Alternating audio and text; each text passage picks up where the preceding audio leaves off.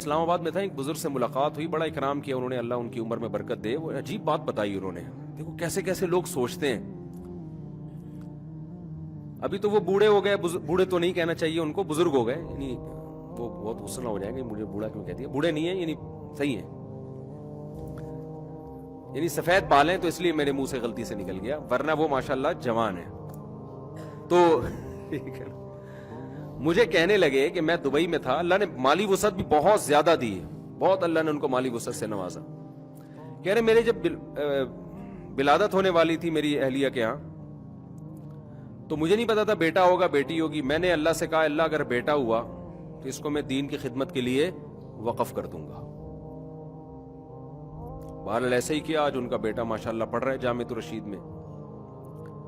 کہہ رہے دوبارہ دبئی میں ایسا ہوا کہ میرے ہاں جب ولادت کا وقت آیا تو مجھے اندازہ ہوا کہ یہاں گائنی کی فیمیل ڈاکٹرز بہت کم ہیں. پردے دار عورت کے لیے میل ڈاکٹر سے بچے کی ولادت کا عمل یہ اس کی غیرت کے خلاف. انہوں نے کہا غیر مسلم تو اس کی پرواہ نہیں کر رہے ہندو، لیکن مسلمانوں کے لیے تو یہ بہت ضروری ہے.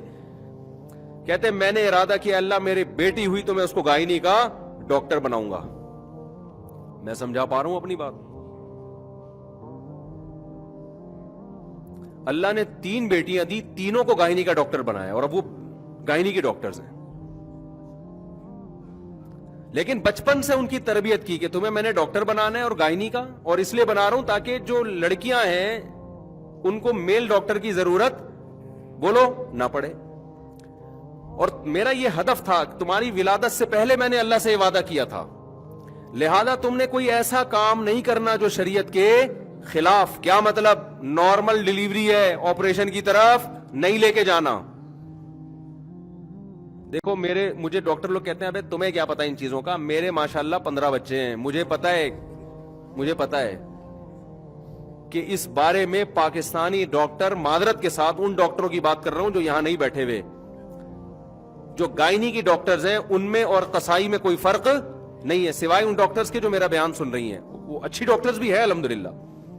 فوراً آپریشن، وہ چاپڑ اور چاقو چھوڑے لے کے نا قصائیوں کی طرف پہلے بیٹھے ہوتے ہیں. یہ صرف پاکستان میں ہو رہا ہے، باہر دنیا میں نہیں ہے. میں نے اس پر پہلے بھی ایک بیان کیا تو اتنا غصے ہو گئے ڈاکٹر آپ کو کیا پتا ایکچولی یہ ہوتا ہے. ابے بھائی چھوڑ دے یار، ایکچولی یہ نارمل ایک نیچرل پروسیس ہے. پھر میں نے مثال دی تھی ایک دفعہ بیان میں کہ بکریوں کو دیکھو، بلیوں کو دیکھو، گایوں کو دیکھو، سب کے نارمل ہو رہی ہے، انسانوں پر کم بختی کیوں آئی ہوئی ہے. اس پہ میرے خلاف کلپ کہ اس نے عورتوں کو معاذ اللہ گائے اور بکریوں سے ملا دیا. میں خواتین کو گائے بکریوں سے نہیں ملا رہا، ہم عزت کرنا جانتے ہیں الحمدللہ.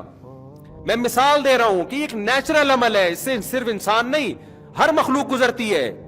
کسی مخلوق کے آپریشن نہیں ہو رہا، یہ کم بختی انسانوں پہ کیوں آئی ہوئی ہے. آپ کہہ سکتے ہیں کہ کچھ کیسز تو ہم بھی مانتے ہیں بھائی، کچھ کیسز ایسے ہوتے ہیں جن میں آپریشن ضروری ہے، لیکن کچھ ہوتے ہیں نا، سینکڑوں میں کوئی 2-4 کر لو. یہاں تو تیسری عورت کے آپریشن، ہر تیسری عورت کے آپریشن، اور اگر کسی کے نارمل تو اگلا بچہ پھر آپریشن.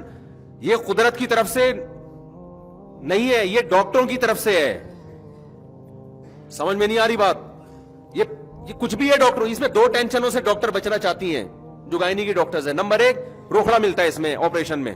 Number 2 tension free. جو نارمل ڈیلیوری ہے اس میں بعض دفعہ 1 ہفتہ بھی لگ سکتا ہے، 3 دن بھی لگ سکتے ہیں، 4 دن بھی لگ سکتے ہیں. وہ تو نیچرل پروسیس ہے نا. ڈاکٹر کہتی ہے بھائی میرا پیشنٹ ہے، جان چھڑا، لا چاپڑ لے کر آ بھائی، لا شاباش. چاپڑ تو زیادہ ہو گیا، لاؤ بھائی ابھی ہمارے پاس ٹائم نہیں ہے، 20 پیشنٹ ہم نے اور نمٹنے ہیں. تو اس کے خلاف احتجاج کرو. ریڑھ کی ہڈی میں عورتوں کے انجیکشن لگ رہے ہوتے ہیں آپریشن میں، کتنا سخت پروسیس ہے. پھر اگلے بچے کے مسائل کھڑے ہو جاتے ہیں. پھر ان کی جو خواتین کی فٹنس کی ایسی کی تیسی ہو جاتی ہے. پہلے کم مسائل ہیں یار، آپ ایک اور، یہ تو نیچرل ہے. ہم باہر ملکوں میں بھی گئے ہیں، وہاں سب کہتے ہیں کہ بھائی یہاں آپریشن پہ پابندی ہے. پیشنٹ جو پاکستانی خواتین ہیں وہ کہہ رہی ہوتی ہیں جرمنی میں، پیرس میں جو رہتی ہیں نا کہ آپریٹ کرو، ڈاکٹر منع کرتی ہے نہیں بھائی یہ اجازت نہیں ہے، اللیگل ہے، جب تک شدید مجبوری نہیں ہوگی.